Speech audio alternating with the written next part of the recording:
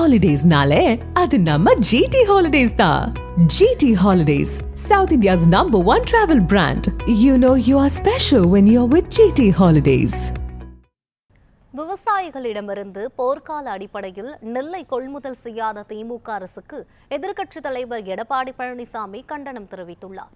இது தொடர்பாக அறிக்கை வெளியிட்டுள்ள அவர், தஞ்சை மாவட்டம் ஒரத்தநாட்டில் சுமார் 2 கிலோமீட்டர் தூரத்திற்கு மேல் சாலையோரங்களில் நெல்மணிகளை குவித்து வைத்து விவசாயிகள் 2 வாரங்களாக காத்திருப்பதாக குறிப்பிட்டுள்ளார்.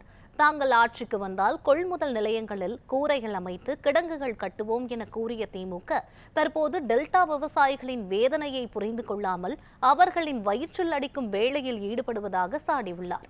போர்க்கால அடிப்படையில் நெல்லை கொள்முதல் செய்து பணத்தை வங்கி கணக்குகளில் செலுத்த வேண்டும் என எடப்பாடி பழனிசாமி வலியுறுத்தியுள்ளார்.